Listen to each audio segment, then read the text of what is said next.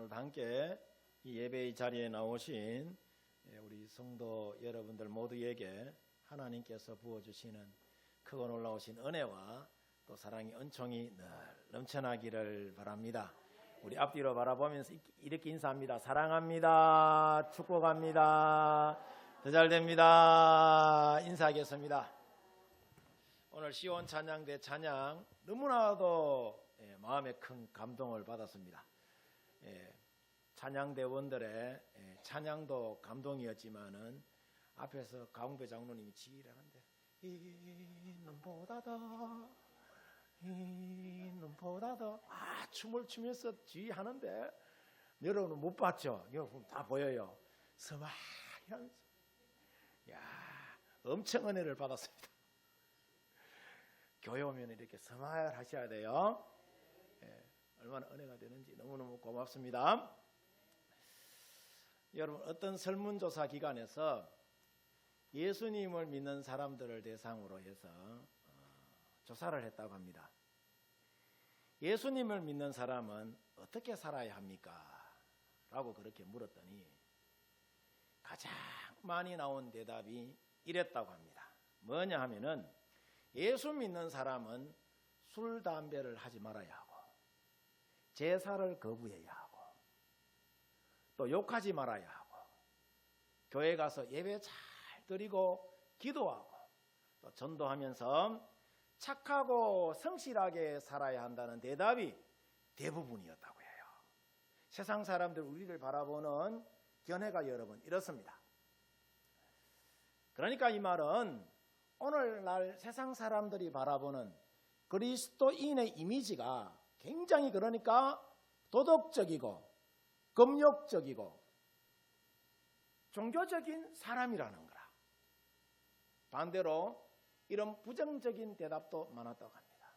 예수 믿는 사람은 나약하고 융통성이 없고 고리타분하고 시대의 흐름에 뒤처져 있고 교회 안에서 자기들끼리만 논다는 대답도 나왔다고 합니다.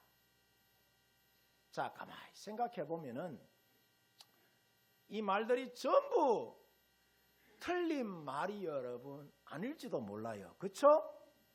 여러분 자신을 보면은 더 잘 알잖아요. 그죠?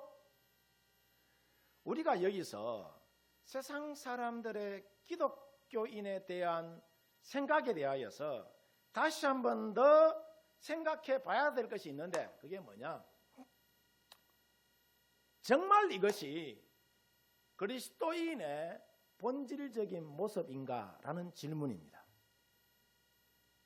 내가 좀 더 착한 사람이 되고 내가 좀 더 도덕적인 사람으로 살고 종교라는 옷을 입고 세상과 거리를 두고 사는 사람이 성경이 말하는 그리스도인의 모습인가? 라는 여러분 질문이에요. 어떻습니까? 이 말이 맞는 것 같습니까? 틀린 것 같습니까? 성경은 그리스도인을 두고 이렇게 이야기하지 않아요. 자, 그러면은 참된 그리스도인은 어떤 모습이냐? 첫 번째로 참된 그리스도인의 모습은 종교성이 아니라 성령의 능력에 여러분 있습니다. 아멘입니까? 성경이 말하는 그리스도인은 세상 사람들보다 좀 더 나은 죄인이 여러분 아니에요. 종교라는 가면을 쓰고 선한 척하며 살아가는 위선자도 아닙니다. 성경 속의 그리스도인의 모습은 뭐냐면은 자, 이런 말과는 완전히 달라요. 뭐냐? 원수까지 사랑하라고 이야기하잖아. 그죠? 어떤 상황에서라도 두려워하지 않고 항상 기뻐하며 범사에 감사하는 삶을 살아가는 것이 뭐냐? 성경이 말하는 그리스도인의 참된 모습이라는 거라. 인정하십니까? 자, 우리가 다윗을 보면은 전쟁터 한가운데서도 전쟁의 승패가 자기의 능력에 달려있지 않고 여호와께 달려있음을 다윗이 여러분 확신합니다.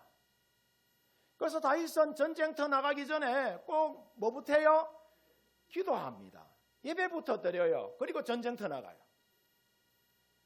여호사밧도 보면은 자, 전쟁터에 군대를 앞세우지 않고 선봉장에 뭘 앞세웁니까? 찬양대 여러분 앞세웁니다. 찬양대. 예. 느헤미야도 보면은 예루살렘 성벽이 여러분 무너졌을 때에 한 손에는 칼을 들고 또 다른 한 손에는 쟁기를 들고 52일 만에 예루살렘 성벽을 여러분 완공합니다. 삼손은 맨손으로 사자 입을 여러분 찢고 나귀 특별로 블레셋군 1,000명을 여러분 물리칩니다.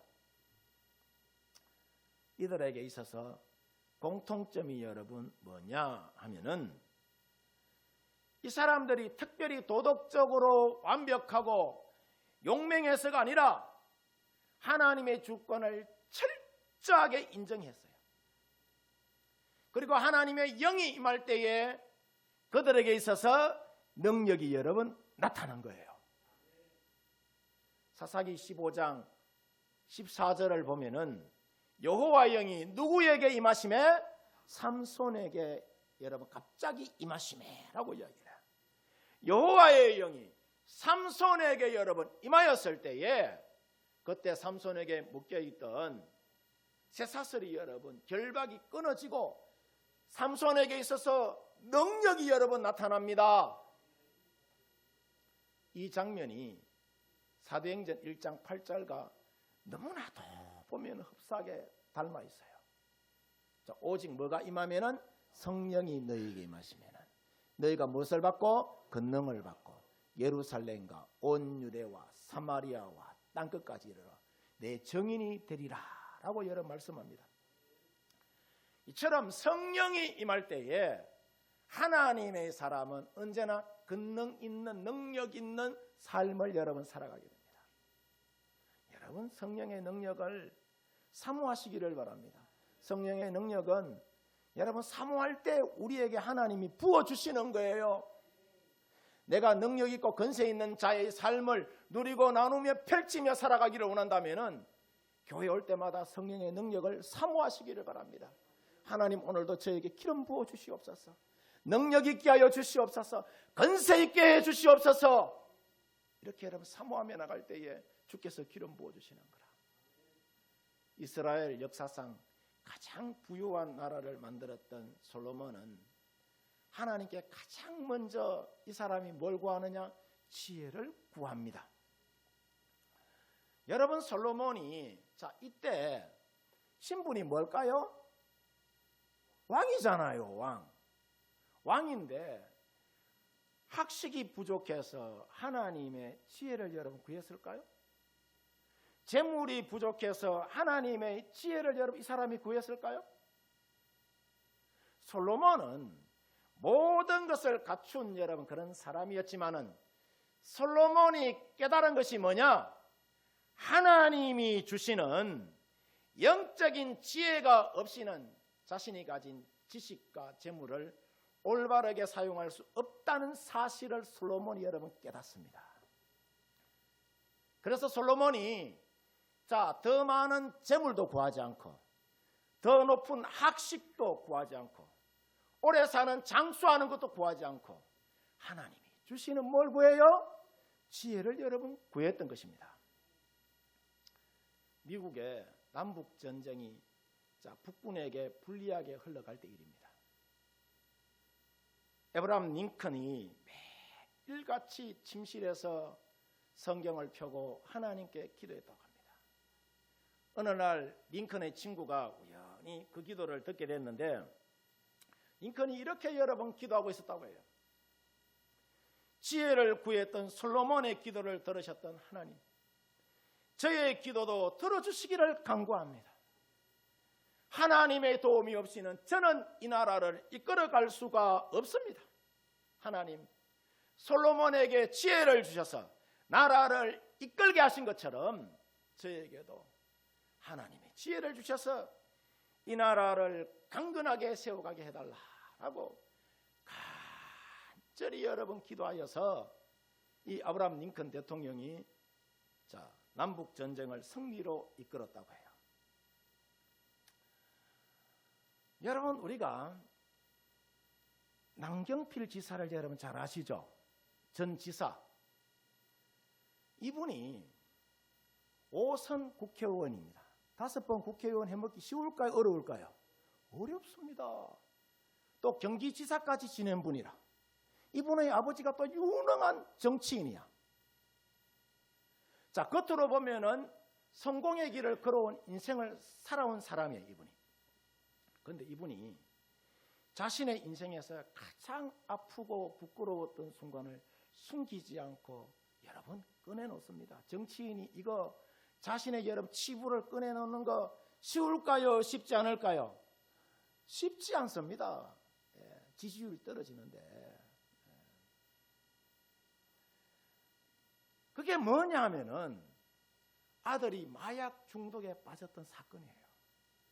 큰아들이.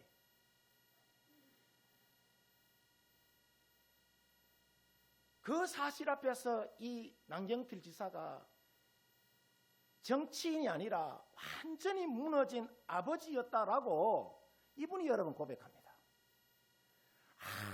아무리 피하려고 해도 여전히 아들은 마약 중독에 빠져 있었고 현실은 여러분 달라지지 않았다고 해요. 결국 이 남경필 지사가 가정을 살리기 위해서 정치를 내려놓습니다. 자신의 아들을 직접 경찰서에 신고하는 그런 결단을 이 아버지가 여러 번 내립니다. 쉬울까요? 어려울까요? 쉽지 않는 결정을 내린 거예요. 아들을 살리기 위한 선택이었지만은 이것이 자신의 인생에 있어서 가장 힘든 결정이었다라고 이분이 여러 번 이야기하더라고요.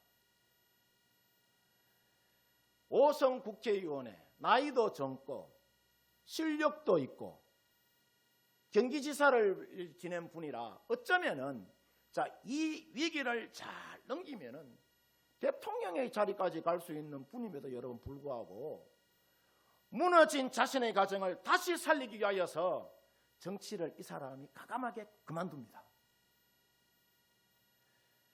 그리고 사랑하는 아들을 경찰서에 넘기기까지 뼈를 깎는 각오로 남경필 지사가 밤마다 울면서 하나님께 이분이 여러분 매달렸다고 합니다.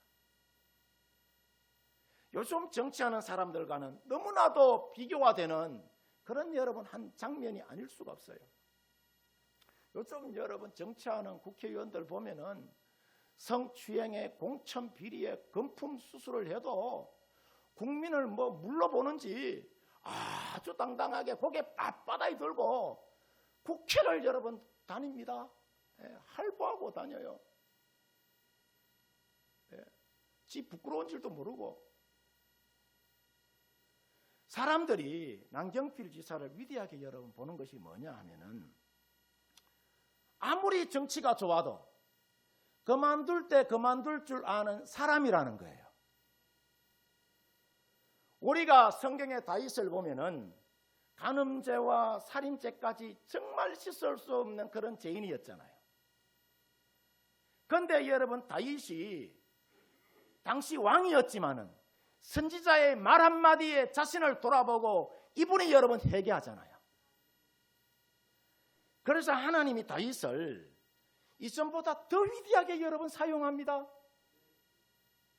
놀라운 것은 남경필 지사의 삶이 바로 이랬다는 거라. 아들이 마약 중독으로 가정이 무너져가는 그 절망의 자리에서 정치를 내려놓고 그동안은 이분이 머리로만 알고 있던 하나님을 그때서야 여러분 진정으로 찾습니다. 이제 내 인생에 있어서 하나님을 붙잡을 수밖에 없다는 고백으로 하나님 무너져가는 우리 가정을 다시 살려주세요 하면서 몇 날 며칠을 뼈를 깎는 각오로 기도하며 이분이 하나님께 여러분 매달렸다라고 그렇게 간증하더라고. 제가 지난주에 그 간증을 들었어요. 이렇게 기도하며 나갔을 때에 하나님이 자신의 아들을 변화시키기 전에 자신부터 먼저 변화시켜 주셔서 성령 체험도 하고 살아계신 하나님을 인격적으로 여러분 만나게 됐다더라고요. 그리고 아들에게 이렇게 여러분 말했다고 합니다. 주성아, 그 아들 이름 주성이에요.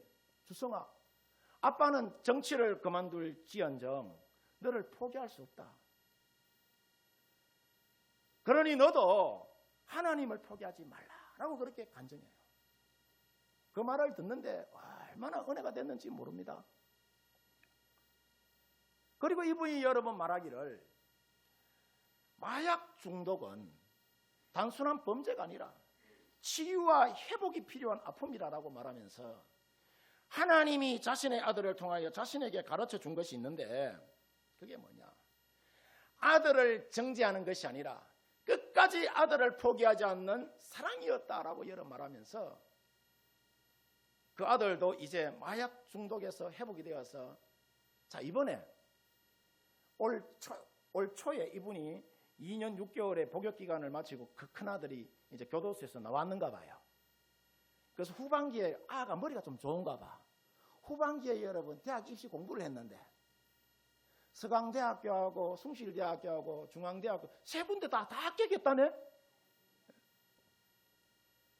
자신이 한때 5선 국회의원의 경기지사까지 지냈지만은 그러니까 자신의 아들이 무너져가는 그 모습을 보면서 정치보다 더 중요한 사명이 자신에게 있음을 이분이 여러분 깨닫고 지금은 마약으로 인하여서 무너진 사람들을 다시 일으키기 위해서 은구라는 NGO 단체를 만들었어요. 은구가 뭐냐? 하나님의 은혜를 구하는 사람들의 모임이라는 뜻이라. 은구라는 NGO 단체를 만들어서 마약 문제로 고통받는 사람들과 가족들을 돕는 일에 이분이 여러분 헌신하고 있다고 해요. 이처럼 여러분 지혜로운 사람은 많이 가졌지만은 남경필 지사처럼 자신의 연약함과 부족함을 여러분 깨닫고 기도로 하나님의 은혜와 능력을 구하는 여러분 사람입니다. 바라기는 우리 성도님들 모두가 우리의 연약함을 하나님의 그 전지전능하신 능력으로 채우는 기도의 사람들이 되어지기를 주의 이름으로 축원드립니다. 축원드립니다. 그 다음 여러분 두 번째로 성령의 여러분 약속은 특별한 사람이 아니라 모든 성도를 위한 것이라는 거라. 그런데 오늘날 교회의 여러분 현실은 어떠냐 하면은 성령의 능력과 성령 충만을 마치 목회자나 사역자와 어떤 특별한 사람들만의 주된 영역처럼 그렇게 여러분 생각합니다. 그래서 유진 피터슨 목사님이 이런 말을 해요. 마귀가 이룬 최고의 성과는 그리스도인으로 하여금 스스로를 평신도라라고 생각하게 만드는 것이다라고 이야기를 해요. 여러분 평신도를 영어로 레이퍼슨이라고 그렇게 이야기합니다. 이 말이 여러분 무슨 말이냐? 비전문가라는 뜻이에요. 레이퍼슨이. 그런데 이 말은 자 교회 안에서 역할을 구분하기 위하여서 쓰는 말이지 이 평신도라는 말이 믿음의 능력까지 구분하라는 그런 말은 아니에요. 네. 여러분 주님과 인격적인 관계를 맺고 사는 사람이라면은 누구나 하나님의 자녀가 되고 누구나 약속하신 성령을 받을 대상이 된다 안 된다? 되는 거예요. 그런데 오늘날 많은 성도들이 자기의 그 영혼마저도 누구에게 맡기려고 해? 전문가에게 여러분 맡기려고 해. 자기 영혼 자기가 책임져야지. 아멘입니까? 네. 기도도 대신해 주기를 바라고 주님과 동행하는 일도 대신해 주기를 여러분 바랍니다. 극하다가 죽는 것까지 대신해 달라고 할지도 몰라. 출애굽기 20장에서 이스라엘 백성들이 자 모세에게 뭐라고 이야기하느냐 하면은 하나님이 직접 우리에게 말씀하시면은 우리가 다 죽게 생겼으니 죄를 얼마나 많이 지었으나 모세 당신이 대신 하나님의 말을 듣고 우리에게 전해달라라고 이야기해요. 전해달라. 자 이것은 지금도 여러분 똑같습니다. 천주교가 이와 비스무리한 이야기를 하는데 자 목회자는 인도자이지 여러분의 대리인이 아니에요. 주님과 동행하는 삶은 누구도 대신해 줄 수 있다 없다? 없는 거예요. 예수님이 여러분 분명히 말씀하셨어요. 성령이 너에게 임하시면 너희가 권능을 받고 예루살렘과 온 유대와 사마리아와 땅끝까지 이르러 내 증인이 될 것이다 라고 여러분 말씀하셨잖아요. 그러면서 뒤에 한마디 또 더 붙입니다. 세상 끝날까지 내가 너희와 항상 함께 하겠다라고 말씀하시죠. 자, 이 약속의 말씀은 제자들만의 여러분 제자들에게만 주시는 것이 아니라 오늘날 우리를 향한 하나님의 약속의 말씀입니다. 세상 끝날까지 누구와 함께 하겠다? 저와 여러분들과 함께 하겠다라고 이야기를 해요. 그 다음 여러분 세 번째 하나님의 약속은 순종하여 기다리면 반드시 이루어집니다. 자, 그러면은 하나님의 약속은 언제 어떻게 우리 가운데 이루어지느냐 하면은 자, 사도행전 1장 오늘 주신 말씀 4절에서 5절을 보면은 예수님 분명히 여러 말씀하시기를 예루살렘을 떠나라고 합니까? 떠나지 말라고 해요. 예루살렘을 떠나지 말고 아버지의 약속하신 것을 뭐라고 하죠? 기다리라 라고 이야기해요. 자, 여기서 중요한 단어가 여러분 뭐냐면은 기다리라는 것과 떠나지 말라는 이야기예요. 제자들은 사실 이 말씀이 쉽게 여러분 이해되지도 여러분 믿어지지도 않았을 것입니다. 그런데 자, 사도행전 1장 14절을 보면은 그럼에도 불구하고 제자들은 오로지 뭐에 힘써요? 기도에 힘씁니다. 예수님 성천 후에 열흘 동안 자, 마가의 다락방에서 120명이 마음을 같이하여 성령을 사모하면서 기도합니다. 그 기도의 초점이 뭐냐? 자신들의 문제 해결도 또 소원 성취도 아니었어요. 오로지 자신들의 능력과 경험과 계획을 다 십자가 앞에 내려놓고 주님 우리를 인도해 주세요 라고 여러분 그렇게 기도합니다. 그리고 오순절날 하늘로부터 강한 바람 같은 소리가 나고 불의 혀 같은 것이 각 사람 위에 성령이 여러분 임한 것입니다. 그러자 사람들이 완전히 여러분 달라졌어요. 그동안 두려워서 숨어있던 사람들이 담대히 복음을 전하는 정인으로 여러분 바뀝니다.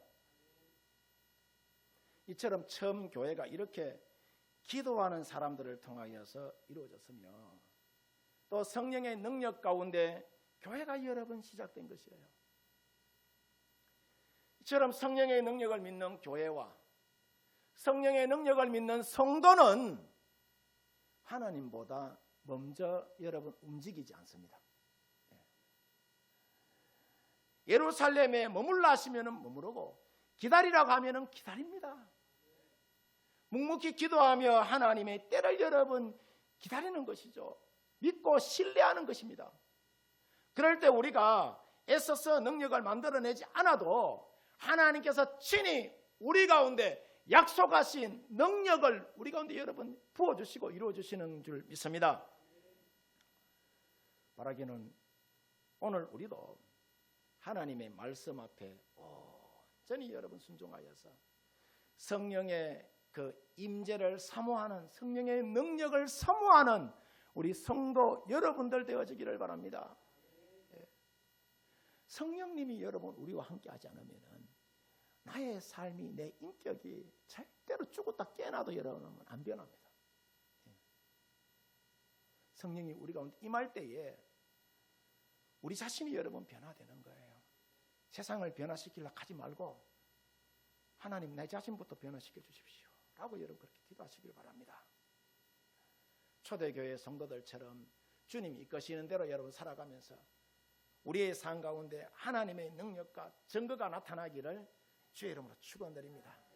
은혜와 축복과 여러분 그 간증거리들이 여러분의 삶 속에 무궁무진하게 올 이 안에 2026년도에 여러분 쏟아져 나오기를 주의 이름으로 축원드립니다. 축원드립니다. 기도하도록 하십시다.